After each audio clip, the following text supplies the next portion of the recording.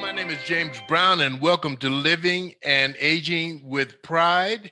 I am talking to none other than the world famous, internationally renowned Jon T. Fischer, who is absolutely a news, a media, marketing genius. And welcome to my podcast, Jon. Well, it's great to be here, James. Thank you so much for the kind words. I appreciate that. Well, I could have said something horrible. This is Jon. He's an evil man, ladies and gentlemen, but we're going to pay attention to him. Well, there are probably a few who would agree with you. All right. On that one. Hey, you've been in the news media for most of your life. Your dad was in the media. He was a renowned journalist, reporter, interviewer, and all of that. And he kind of did all the stars back in the day, the Marilyn Monroes, and you name it, he did it.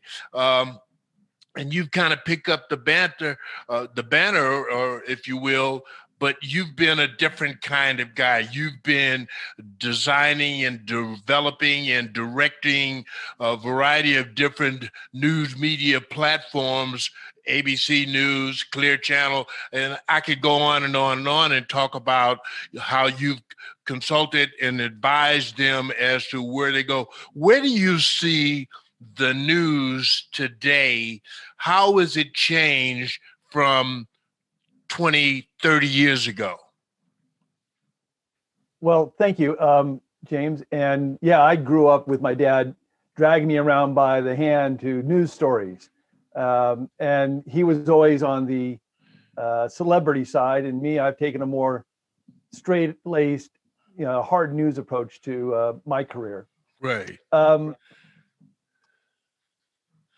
20 years ago, I could walk into a newsroom, I could work with journalists and never know their political view. Right. I might be able to guess, over a great time period, but their personal viewpoints, their own political views were largely left out of their stories, and they covered it pretty straight-laced. And today, that's kind of changed. It would seem to say that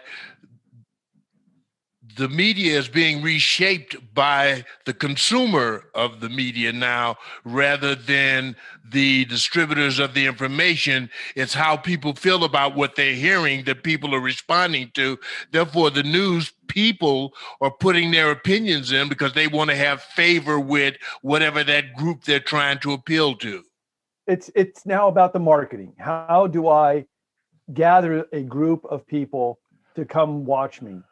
Instead of saying, my story is so good that you're going to want to see it, now I'm going to design my story to specifically attract you, a specific viewer, instead of giving it a wide-ranging appeal and letting everybody make their own decisions on where that story takes them.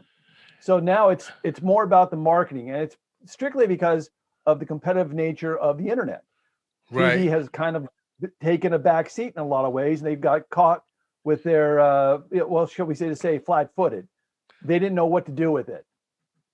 They first started trying to put their stories on the internet, and that diminished their actual broadcast property, because if I've seen the story on the internet, why do I need to come and tune into your news broadcast?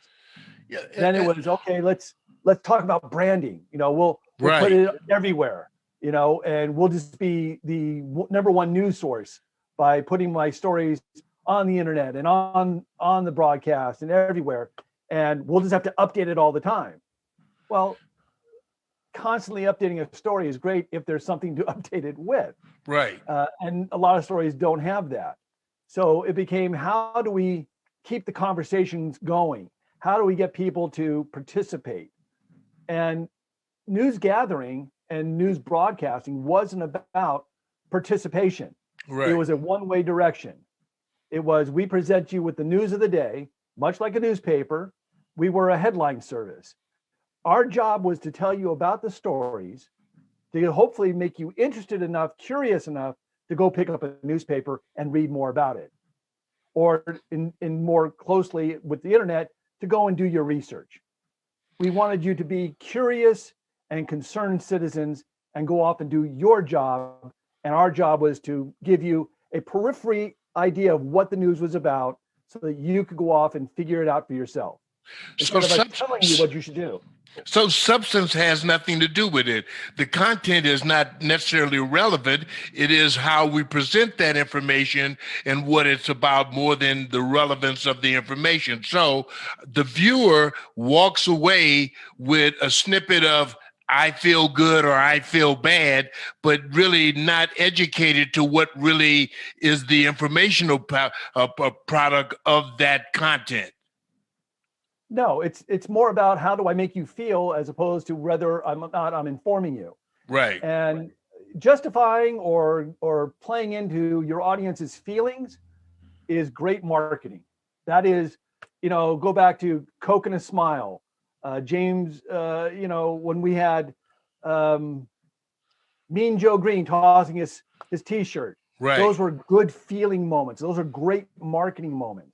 News was not supposed to be a marketing tool. News was supposed to be an informational tool. We were supposed to be able to make you smarter. Right.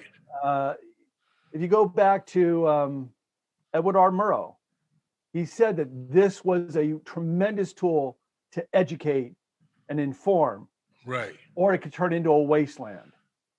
Yeah, but on the other hand, it turned into a wasteland. Yeah, but on the other hand, when you look at it from a marketing perspective, it is educating. It is educating people to what to buy, where to go, who to go with, how to get there, and all of those things. So they've used the tool, but not necessarily in the productive way that it can be used in.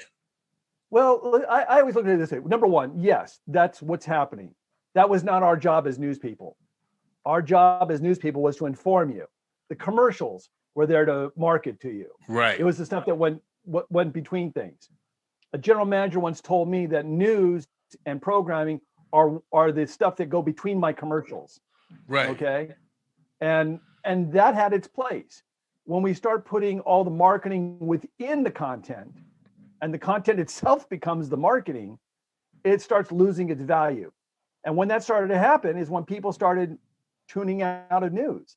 That's when they started saying, well, you're not making my time it's not an investment for me to now invest my time with your product and watch the news. It's right. a waste of my time.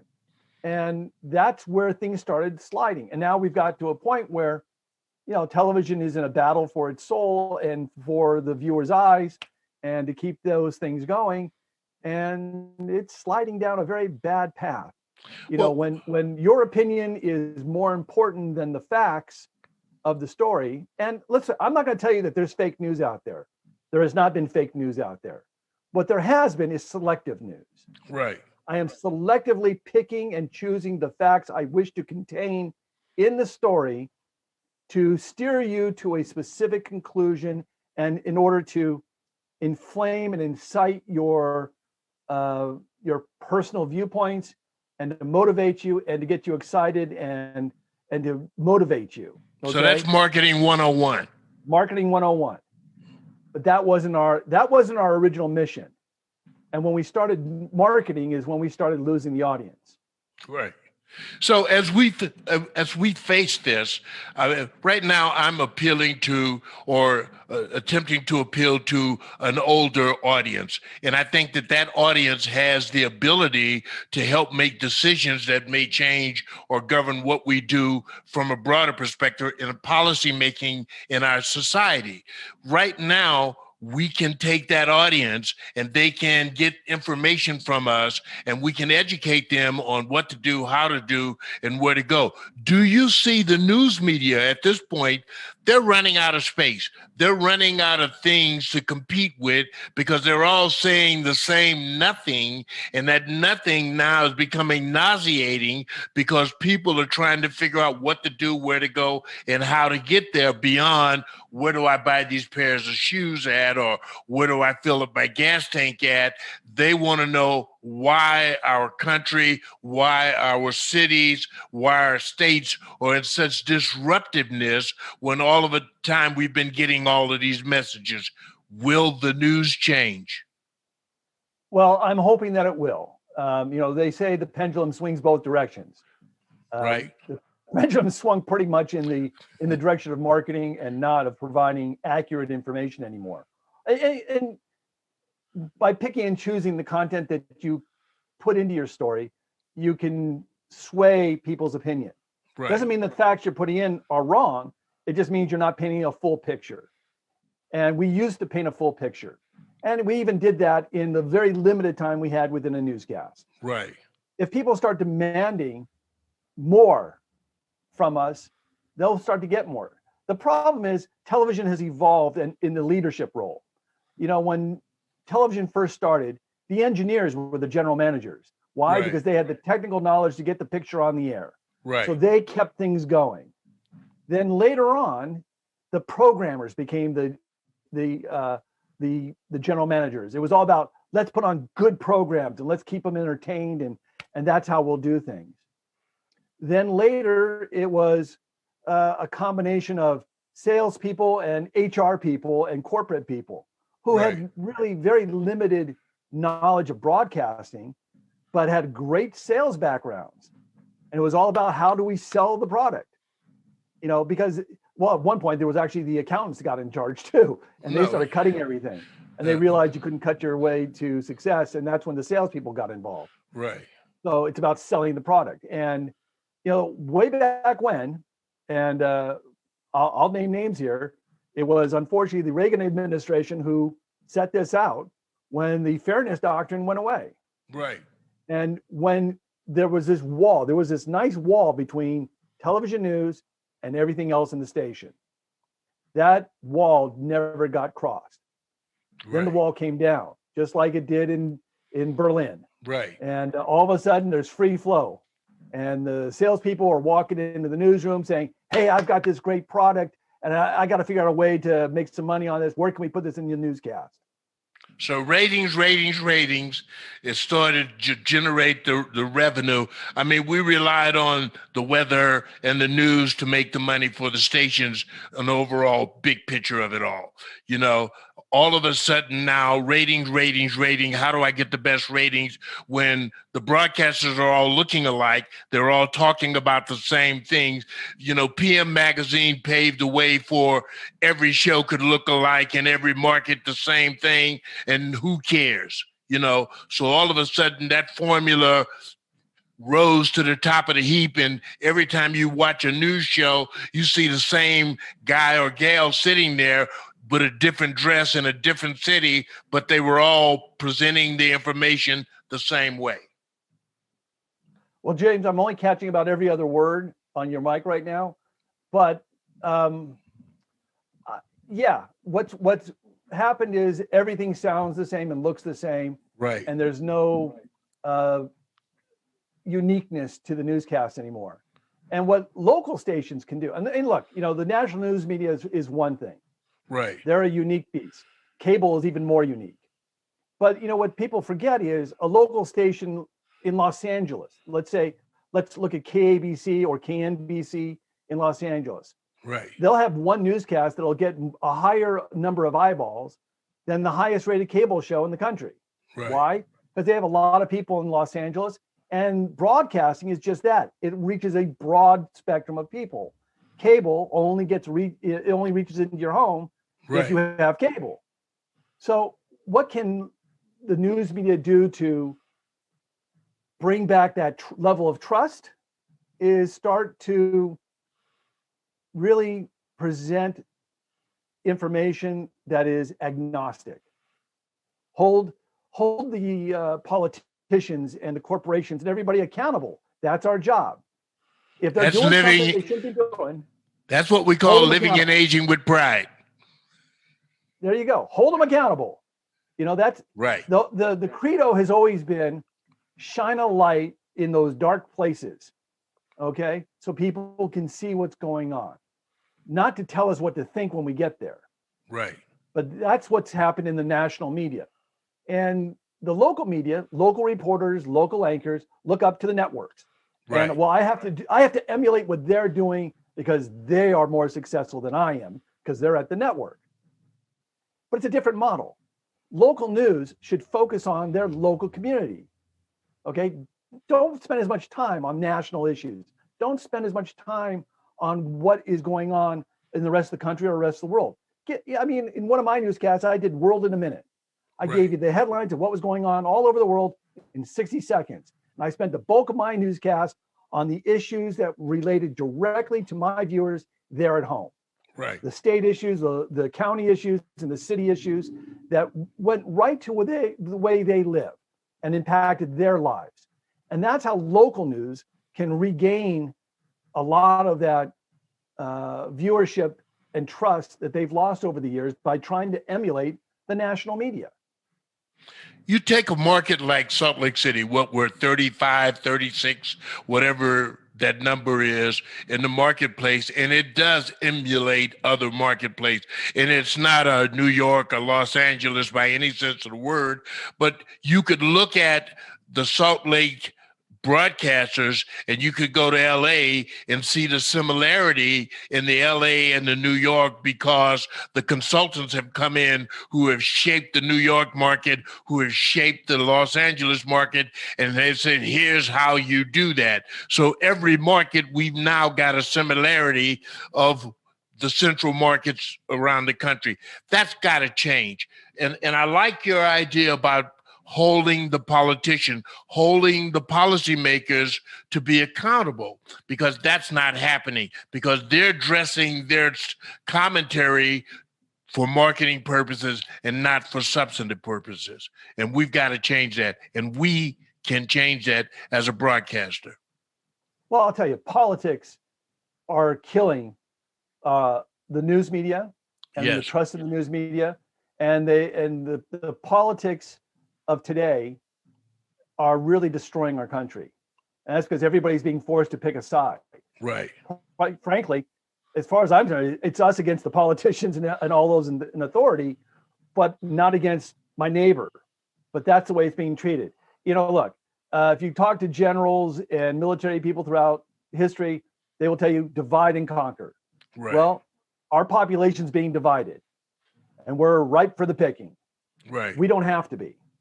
What we need to realize is it's not me against him. It's me against all of those politicians and people who are in power who are trying to influence me and tell me what I should think and do. And, look, the politicians forget that they work for us. Absolutely. They think they're something special and that they're at a higher level. They're not. We only give them that. It is every individual person who gives them their vote and puts them in office, who gives them the authority to make a decision for them. People keep calling us a democracy. We're not a democracy. We're a republic. We're a democratic republic. We have representatives. Right. And those representatives need to be held accountable for what they're doing.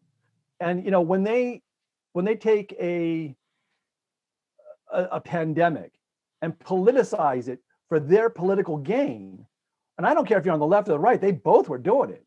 Right. If you take a pandemic and you put it for political gain, as opposed to what is best for my constituents and how do I help them and protect them, you need to go.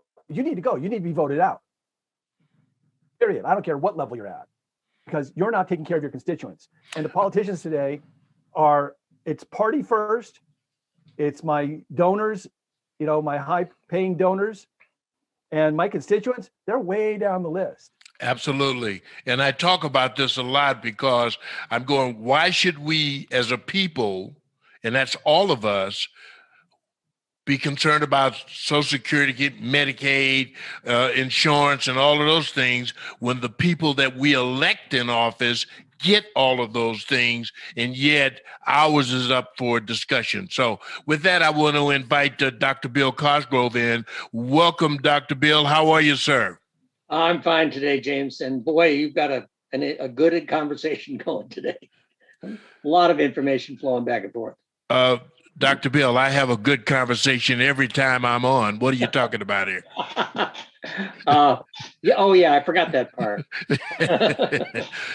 Well, you've been heavily involved in the pandemic, and I wanted to couple you with Jon with the thought of how we get information out, why we get information out to the public. When we look at this pandemic and we see such a misuse of getting to the people who need the vaccinations, what do you think is happening now in terms of news delivery, in terms of getting that message out to all of the people who need to be vaccinated, Dr. Bill? Well, part of what John has already said, when the purveyors of the information are the newscasters or their job is confused, and mostly they have to kind of get things exciting so they get viewership. Right. And by exciting, you have to use that great light you have and shine it into the farthest fringes, so you can get a conversation, you can get an argument going, so you can get viewers to come back tomorrow. But if you think of your job as an educator, you'd say, hey, there's 2 points to say for vaccination. We've got 90% of people are pro-vaccines, to a greater or a lesser extent, and about 10% are clearly anti-vaccine.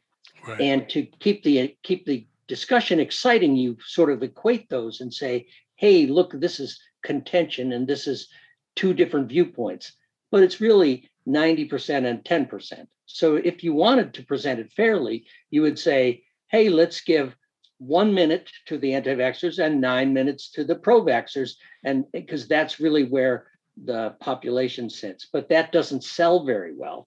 Right. And so we make the argument look like it's more substantive because it's exciting and it sells well, but that distorts the issue. And this distortion is going to cost people lives. So then you have to say, where's the ethical stand?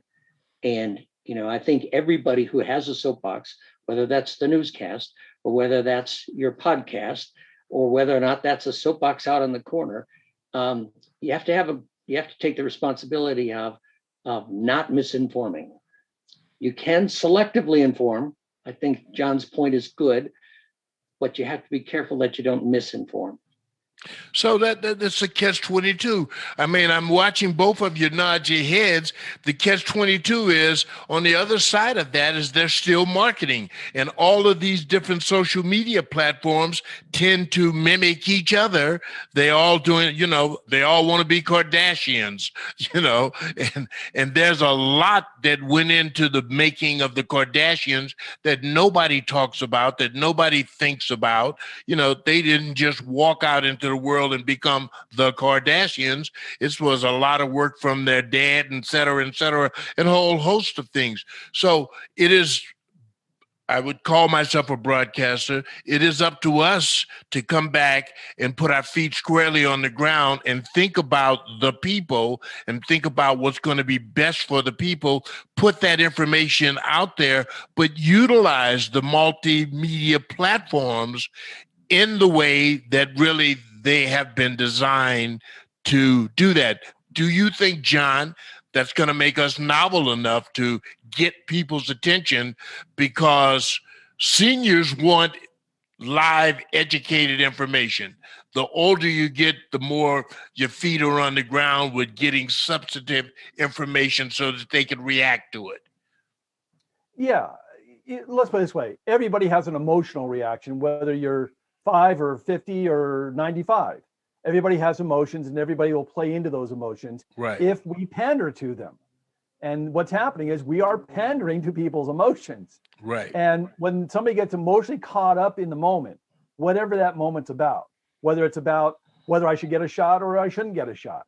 Right. If you play to their emotions as opposed to their intellect, you're not doing us any good. It used to be quality mattered. Now it's not a matter of quality. Look, everybody would say, if you ask them, oh, they all watched PBS and they watched all the highbrow stuff. Well, we know that's not the case. Right. But we all wish to be that way. We all want to be perceived that way. So let's start playing to that emotion, that they want to be perceived as smart and intelligent. And let's start giving them something that makes them go that direction by pandering to that part of them, as opposed to pandering to the worst aspect of our nature. Well, and that's what we're doing here at Living and Aging with Pride. We are trying to put the right kind of information in front of people, not trying, we are. Your conversation about what the news is evident to some of us, and to others, we ignore it because, we want to have fun with the news rather than be informed with the news. And I think the news needs to inform us, and we need to stay on track with that. Dr. Cosgrove, you have been fighting this battle to get information out.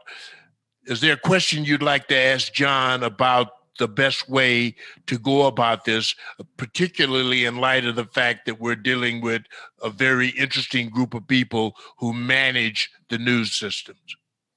Well, yeah, I do have it. I've developed the skills to engage one family at a time in a conversation about their health. And that's hard enough. And when you say, how do we engage a whole city in a conversation, I have no sense of how that is. Although I do know that you first have to build trust. But then where mass media comes in is they either try to scare me or excite me or get my emotions running high before they give me information. And what I know on a one-to-one basis in a family, if they are scared and I don't deal with their fear first, they don't hear any of my message. Right. I have to deal with the emotion. I have to tune down the emotion before I can gain their cognitive attention, where the news seems to make me afraid first. Breaking news, here's a fire, here's a shooting, here's a something. They scare me first, and then they think that they're going to be able to educate me. Well, once they get me frightened, I'm not listening. So tell me where the dynamics of that come in, because it seems like you have to deal with that in mass media. And yet I don't, as the viewer of mass media, I don't think they think about it. No, and I agree with you. The interesting thing is, the first thing we want to do is get you excited and motivated to watch. And then maybe we'll present a few little bits of answers, but not really, because they don't really want to give you the answers anymore. They want to give you more of an emotional concern. So the first thing we need to really start looking at is what do your patients do? They want to ask you questions. So we have to start, as broadcasters, start saying, what do our listeners want to know? What is important to them? What information? I'm their surrogate. What questions would I have if I were them? Because I am them. Right. So how do I get those questions into the conversation? Who do I talk to get good information about this? In the pandemic, you hear from President Trump, you hear from Speaker Pelosi, you hear from all the politicians who frankly know nothing other than maybe what they've been told, and nobody says that they actually understood it or are repeating it back correctly. So my advice, ask your doctor. Go to your local doctor who you have trusted for years and say, what do I do? Which shot should I get? Which one is best for me? Do I need to get a shot and why? Trust those professionals who you've always trusted. Don't listen to the doctor who's on the national news. Don't listen to the guy who's in charge of the Center for Disease Control. They don't deal with patients. Right. They aren't your local doctor. Talk to your local doctor who has taken care of you and your family for years. They have your best interest at heart. They want you to do well. And that's the place you ask those questions. And if we can talk to local doctors, great. But we need to say, here's the questions you need to be asking when you go to your local doctor. Absolutely. Absolutely. One thing, when I was going in for my exams and so forth, I explained to the doctor, you got to quit talking over my head. You got to quit telling me all these medical terms, because I go back and I say, Dr. Cosgrove, what did he say? Or what did she say? And he explains it to me. We have to start talking to people so they understand what it is we mean and what it is they need to do. And that's what the system has to go back to. And I think with that, we can start developing a more educational, a more less emotional population of people who and when we can get some things done. And I like that very much. Hey, guys, I appreciate you being guests on the show. We're going to do over and over again. Jon, I got you, baby. Thank you very much. Your insight. No wonder you are a leader in the broadcast. Bill, you know I love you. You fly me around the skies all the time. God bless you both. Thank you for being on Living and Aging with Pride. Until another time, I'm James Brown, and you're not. That's what I'm talking about. Until next time, God bless you both, and thank you. Thanks, James. Great to be here. Have a good day, James. Thank you. Have a good one now. Bye-bye.